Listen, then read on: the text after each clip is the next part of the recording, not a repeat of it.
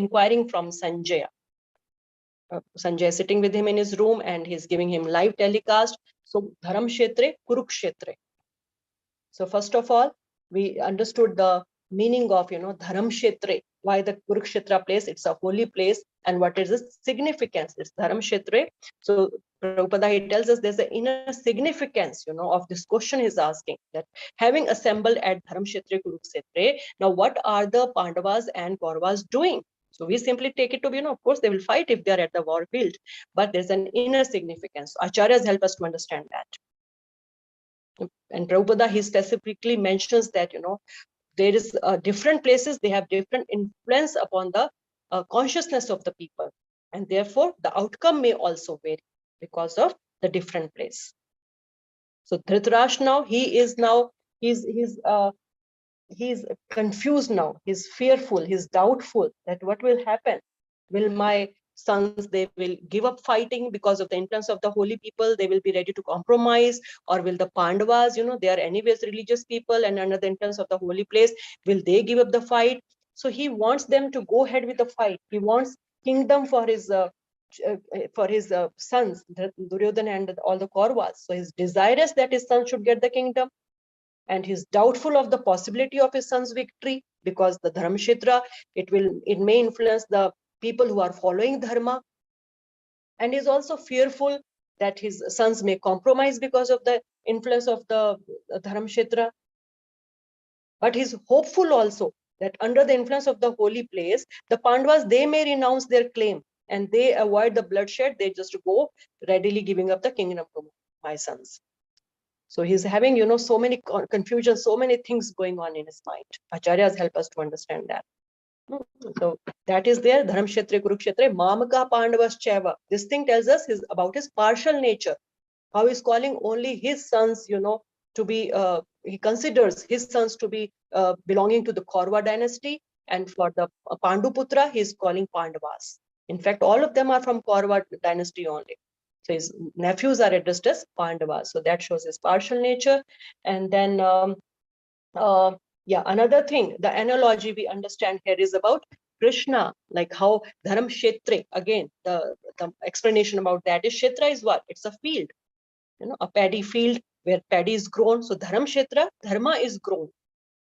So here, Krishna is the farmer. On a Kshetra, a farmer has to work. So here, who is the farmer? Krishna, the transcendental farmer. He is here to grow the dharma, the religion. And if we want a healthy crop, then what is to be done? All the weeds, the unwanted plants have to be taken out. So here the unwanted plants or the weeds are the Kauravas, Duryodhana and his associates. So Krishna will wipe them out. Krishna will remove them for a healthy growth of dharma, for establishing the grains of dharma. So that is the significance of the first verse. We have so many messages coming out of it. And we also understood the important lesson from it, that we should not be materially attached, like how Dhritarashtra is materially attached. That's why he's perplexed here now. He's anxious. So like the anchor example we gave, we have to remove the anchor of our ship. The anchor of our ship has to be removed. Otherwise, we will not be able to advance spiritually. Whatever effort we put in rowing the boat, if the anchor is not removed, the boat will not move on in the water. So if you want to move on, we should remove the anchor of attachment. And then in verse number, from verse number 3, we started, understanding about the Duryodhana's the diplomacy, the blowing of the conch shells and how the armies are placed, and the diplomatic attitude of Duryodhana, that we understand from verse number 3. In verse number 3, he's addressing Dronacharya as, Drishdumna he's addressing as Drupad Putrena, Tava Shishyena Dhimata. So he's trying to remind Dronacharya of his previous enmity with Drupad. So instead of addressing his son by name, Drishdumna, he's calling Drupad Putrena, that you had taught the military science to the son of your enemy, Drupad. And now see, he's right here on the other side, on the opposite side. He's the commander there. He's fighting against you. So indirectly saying that you committed one mistake by training him. Now don't commit the second mistake by showing partiality to the Pandavas. So he's not aware that, these things will not work out. Whatever Krishna wants, that will happen. Your strong army and military science, and that will not work if Krishna wants somebody to kill. So he's just pointing out the mistake of Dronacharya, but in an indirect way, so that it doesn't upset his teacher also. And in the fourth verse, then we see, first of all, he judges his enemy from verse number 4, 5, 6 also. So he's trying to judge the Pandavas' army. So again, lesson for us from here. We should know our enemy. We should know the potency, the power of our enemy. Maya, our mind, how it is doing its surveys and posing different problems in front of us. So we should understand, we should not misjudge our enemy. We should be enough afraid of Maya. In material as well as spiritual platform, it's very important for us to understand the power of our enemy. So that's what he's doing here. He started judging his enemy, the army on the opposite side. Great fighters like Yudhana, Virata, Drupada, he's just naming them and is trying to instigate, he's trying to encourage his commander-in-chief and the other people on his side. Verse number 5 also is doing that. Verse number 6 also. So this 4, 5, 6, all the verses, he's trying to judge the army, and he's trying to tell his commander-in-chief that don't underestimate the power of the opposite party. But now from verse number 7, he thinks that my side should not be discouraged. If I keep praising the enemy party, my side should not feel discouraged. So he comes to his party. Mama Sanyasya, my people. He addressed them as my. So this sense of me and mine is also there in Duryodhana. That is pointed out here by these words. Mama, my Sanyasya, my army. And then what does he tell about his army? Verse number 8, he starts addressing Dronacharya. Though Dronacharya, Bhishma, all of them are there, but instead of going to Bhishma, he first goes to Dronacharya because he's a Brahmana. So if he addresses Brahmana first, Bhishma being a Kshatriya, he will not be offended. But if he goes to Bhishma first, Dronacharya may get offended. So he's just trying to tell him that Bhavan, he's talking to Dronacharya, that all personalities are here on my side. So it's okay. We are also very strong. Personalities like you all are here, who are always victorious in battle. And he's naming Vikarna also. Yeah, we did that. Vikarna is the brother of Duryodhana. He's not a very great warrior. He's not a Maharathi. But still he mentioned because he had a soft corner for Pandavas. He opposed the disrobing of Draupadi.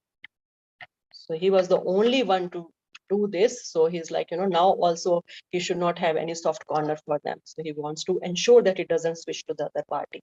So again, his diplomacy is predicted here. And then in the verse number 9, he names various other people. Besides this, there are many others who are ready to lay down their lives. So not just, these are some names of the chief people I have taken here, but besides them, there are many people out there who are ready to lay their lives for me. So this is all spoken by Sanjaya. Sanjaya is narrating this to Dhritarashtra. And verse number 10, the two key words, apriyaptam and priyapatam, that is used here. So apriyaptam means immeasurable. So he's using these words in a dual way. He wants to make sure that Dronacharya, he understands the meaning that Bhishma, he has affection for Pandavas, therefore it is apriyaptam. His sufficiency is apriyaptam. He will not be able to fight, to his fullest vigor. So Dronacharya have to take the front role, and he should be more alert about it. And priyaptam, he tries to target that word for Bhishma. That Bhishma is very powerful and he will be able to protect us. His strength is immeasurable. So there is no fear for us to be defeated from the Pandavas. We will be definitely victorious. So he's using these two words in double way, conveying the double meaning. So again, diplomacy here. And then after glorying, in verse number 11, after glorifying the Maharathis, other warriors should not feel useless. So to encourage them, he says this: Bhishma is an old man, so you all should give protection from all sides. Okay, so we did this. Okay, now from verse number 12 to 19, there is blowing of conch shells and sign of victory of the Pandavas. So how conch shells are blown, and in verse number 13, we see the conch shell of Krishna and Arjuna. They are called transcendental conch shells. So these are the signs of victory we did. The first sign was that the conch shells are transcendental. In verse number 14 only we do it, Divya Shankho. So that the conch shell blown by Arjuna and Krishna, they are not ordinary, they are Divya Shankho. And the word Madhava also, that also is a sign of victory for the Pandavas. So from verse number 12 now till verse number 20, we do the signs of victory for the Pandavas. First is Dhritarashtra doubts, then we do Duryodhana's diplomacy, and now we do signs of victory for the Pandavas. In verse number 14, now we see 3 signs. In the verse, we see 2 signs. In the purport, Prabhupada tells us about the 3rd sign also, the chariot given by Agni. So Madhava is the first sign. He's the goddess of fortune, Krishna. And where is he? He is on Pandava's side. So wherever he is, victory and fortune is promised. And the second thing is Divya Shankho. Their transcendentals were, their conch shells were not ordinary, they were transcendental. And the third thing Prabhupada tells in the purport, the chariot of Arjuna was also not ordinary. It was given by Agni, and it was capable of conquering all sides. And then verse number 15, again, all these verses, they tell about, the blowing of the conch shell, how they were just shattering the hearts, and different type of conch shells. The names of the conch shells are also given in these verses. And now verse number 20. Here we learned again important lesson, another lesson. It's a sign of victory also, Kapidhvaja. And the important lesson for us is like how Arjuna, he had Hanuman on his flag. What does that teach us? That he was following the Vaishnava. He was seeking blessings of Hanuman, that kindly help me. You fought for Lord Ram, now I am here to fight for Lord Krishna, so kindly bless me. So that should be the attitude of the Vaishnavas. We should be dependent upon them. We should seek blessings. That's the attitude of the devotees. We should seek blessings from the senior Vaishnavas. We should feel helpless and beg for the mercy. So that's a lesson we did from here. And then we have from verse number 21 to 26. It's so beautiful, Krishna as Bhaktavatsala. So now, till now, Sanjaya was speaking. And now Arjuna, he speaks up. After seeing the army, when his conch shells are blown and everything has happened, now he wants to see the army. He will come in front now. Arjuna Uvacha, and then he asks Krishna to take the chariot in the middle of the 2 armies. Like, okay, war is about to start now, but because of his compassion, being a devotee, soft-heartedness, he wanted to see first who all are there to fight from both the sides. So he asked Krishna to bring the chariot, and he calls, verse number 23, he calls Duryodhana Durbuddhir. I want to see who are wishing to please the evil-minded son of Dhritarashtra. So Durbuddhir also we understood, who are Durbuddhir. Prabhupada explains it to us that one who eyes, others' property, who's always plotting, making evil plans to destroy someone and usurp someone else's property, someone else's right, that person is called Durbuddhir. So we should not be like that. We should be satisfied with whatever Krishna has given to us. It's Krishna's property. He has given some quota to us. We should be satisfied with that and use it in Krishna's service. So we saw that Arjuna is addressing him as Durbuddhir, and he went in the middle of the 2 armies. And Sanjaya Uvacha, verse number 24. Now here again Sanjaya is talking to Dhritarashtra. He's calling him Bharata, because Dhritarashtra is also descendant of Bharata. Krishna will address Arjuna later on as Bharata, but in this verse Sanjaya is addressing Dhritarashtra as Bharata. So descendant of Bharata. And then the 2 words we did, Rishikesha and Gudakesha. Rishikesha is for Krishna and Gudakesha is for Arjuna, because Arjuna was a conqueror of sleep, and Rishikesha, he has control over mind and senses. So Sanjaya is telling that having thus been addressed by Arjuna, Lord Krishna, he drew up the fine chariot in the midst of the armies of both the parties. And in the verse number 25, in the presence of Bhishma, Drona, all other chieftains of the world, the Lord said, just behold, Partha, all the Kurus assembled here. So he addresses Arjuna as Partha. So this verse is spoken by Sanjaya. He is telling Dhritarashtra, what did Krishna say? Krishna said, O Partha, all the Kurus are assembled here. Just see them now. Why did he address him as Partha? Again, Acharyas help us to understand that he is trying to remind him the relation, son of Pritha, son of Krishna's aunt, Kunti. Kunti's another name is Pritha. So he's trying to remind him that we are relatives, and you are my close friend also, and you're related to me. Now, will you not do what I'm asking you to do? Krishna could, of course, being the supreme God, being the super soul, he could understand what is going in Arjuna's mind. He's thinking of giving up. So he was like, will you not do what I'm asking you to do?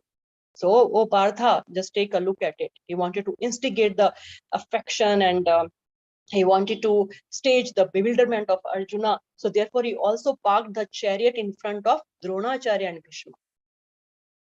And Bhakta Vatsalya, how Krishna, the supreme God, he accepted the role of a driver. And he did whatever is Arjuna asking him to do. Yeah, I think I missed that word, Achyuta, in verse number 21, 22 only. When Arjuna asked him to take the chariot, he calls him Achyuta. Achyuta means infallible. So Krishna, you are infallible. You never fail from your promise. And now when you have accepted the role of being my driver, do what I'm asking you to do. So here Arjuna is becoming the controller and Krishna is becoming the controlled. And how great Krishna is, he is ready to do anything for his devotees. Is he obliged to do that? No, no one can force him. But out of his own sweet will, out of his love for his devotees. And who are the devotees for whom, Krishna is ready to do all that? Who love him, who serve him selflessly. This is how then Krishna reciprocates. He's the supreme God and he's renouncing his godhead only. This is the greatest renunciation he's showing here. The position of God he's renouncing here and is taking up the position of a menial servant, just a driver. So how great and how loving Krishna is for his devotees. So we understand that. And then we also discussed, whom should we serve? Who should be our master then? What's the difference in serving a spiritual master and a material master? And you all gave wonderful points.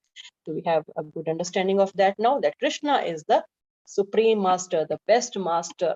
Whatever little also we can do for him with a sincere intention, that will not go unnoticed. Krishna will definitely reward that. And that reward is also not just temporary, it's eternal.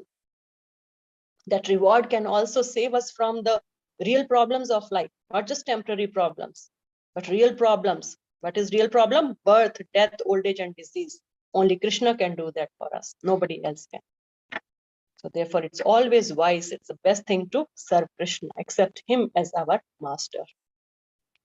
Okay, so we did that. And so when we see, how by seeing everybody, when the son of Kunti Arjuna saw all these different grades of friends, relatives, compassion overcame. So now the signs, these symptoms or Krishna's reasons for not fighting, Arjuna Vishad Yoga is starting from verse number 27. So by seeing that, compassion was generated in his heart. In verse number 28, he says, Swajanam, my people. He's not considering only his army to be his. He's considering both the side people to be his. Duryodhana's army also. He doesn't want anybody to die. So this feeling of, we understood, from Prabhupada's lectures that my family, me and my, who are connected to me, the family and all, this idea comes from Krishna only. Because Krishna has a family, we also have a desire to have the family. But what type of a family we should have, that we need to know. In a materialistic family, what happens? It's only ego clash. Everyone consider only himself to be the supreme. His satisfaction should be there. So clashes and problems are very natural. So the family idea is from Krishna, but if it is on bodily concept of life, it is just a materialistic platform, then it can't be a happy family.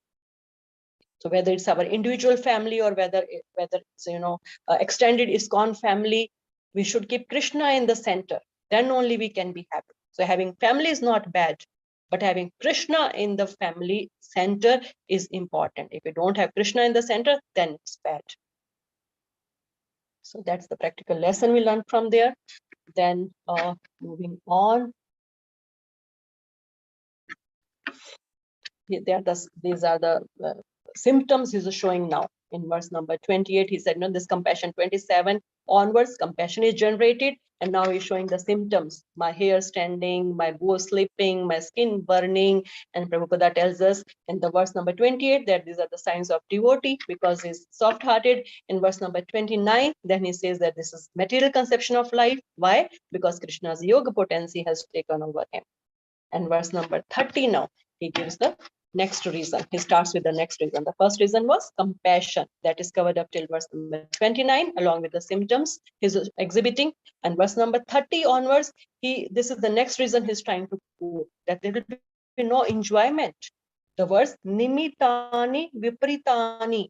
When something is opposite, viprit to what we expect, then what's the point in doing that thing?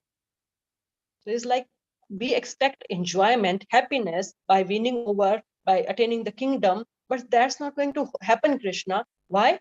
I mean, in verse number 31, again, it tells, Nacha Shreyo Anupashyami. I don't see any good. Shreyas is long-term benefit. There's no long-term benefit, Krishna, I see from it. So what benefit in fighting? So what am I doing here? So that's the frustration he's feeling here now. It's not going to serve any purpose. And then verse number 32 to 35, this long, all the 4 verses combined here, is clearly explaining about enjoyment. And is addressing Krishna by 3 names, Govinda, Madhusudana, Janardana, but he's misusing all these names. That Govinda, you have control over the mind and the senses, then you know what my senses want. My senses don't want to fight. My mind doesn't want to fight. So why are you asking me to fight? Fight not happen. I mean, I should not fight. What you should do? Janardana. You maintain everybody, you destroy everybody. So why don't you destroy these people also now? Why are you engaging me in this? My senses don't want it. So satisfy my senses. You are Janardana. You annihilate them. You kill them. You will not get any reaction also. Again, Madhusudana. Madhusudana is also the killer of the demon Madhu. So you have killed demon Madhu. Now you kill these demons also.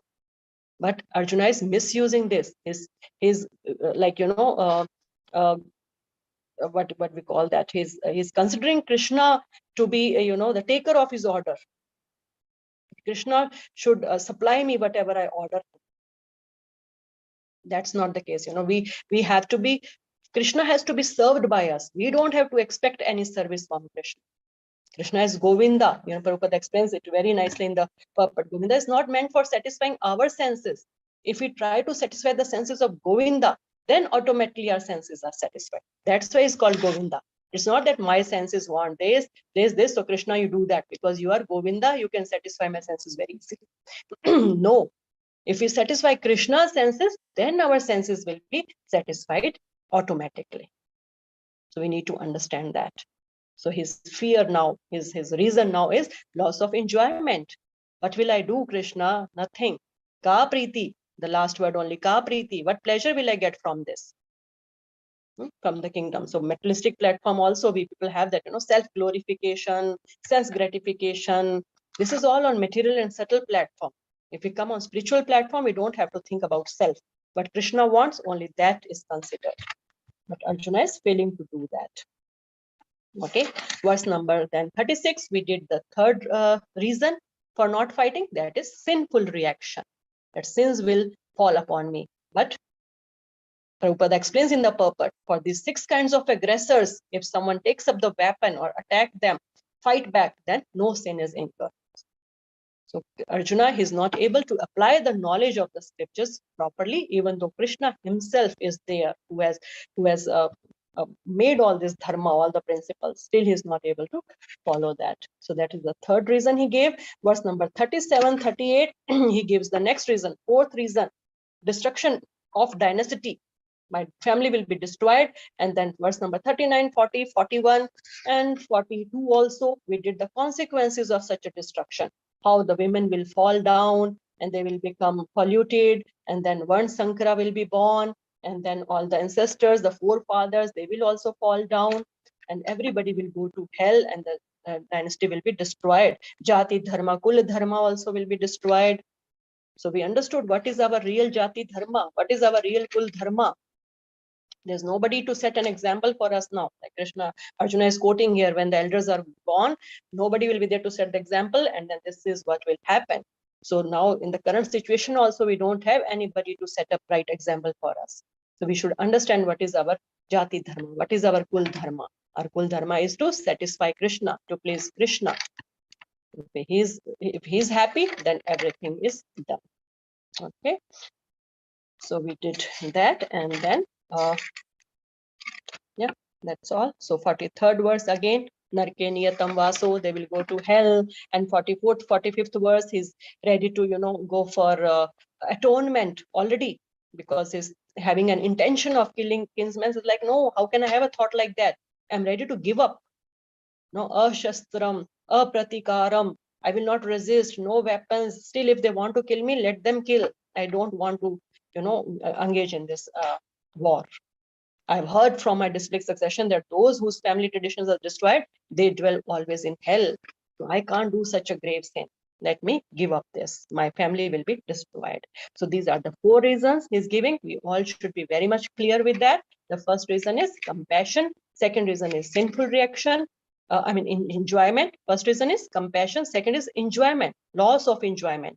Third reason is sinful reaction. And fourth reason is destruction of dynasty. And now Sanjaya, in the last verse, he tells Dhritarashtra that having said this, Arjuna, he cast aside his bow and arrow and he sat down on the chariot, his mind overwhelmed with grief.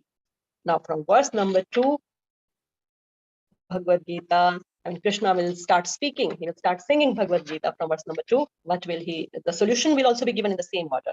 Whatever the reasons we have quoted for Arjuna's not fighting, Krishna will give the answers to all that. Now, from chapter number 2, we will start that next week. Thank you, everybody. We crossed the time limit also today, and our apologies for the inconvenience caused due to technical issues. And everyone, please, you all are so regular. I've been seeing this same number of, about 10, 12 devotees. They have been attending all through, and it's really appreciated. And we request you to encourage your friends, your known people also to attend these classes, so that we can have question answer sessions and we can make it interactive. Listening to, the audio or watching the video recordings, that may not be helpful always. So if you have any questions, any doubts, it's good to be present in the class itself. So encourage them. From chapter number 2 now, most of them should be present. Sometimes it's not possible. That's okay. That's understood. That's why we are recording, but it's good to be present. Okay. Thank you, everyone. Srimad Bhagavad Gita ki Jai. Srila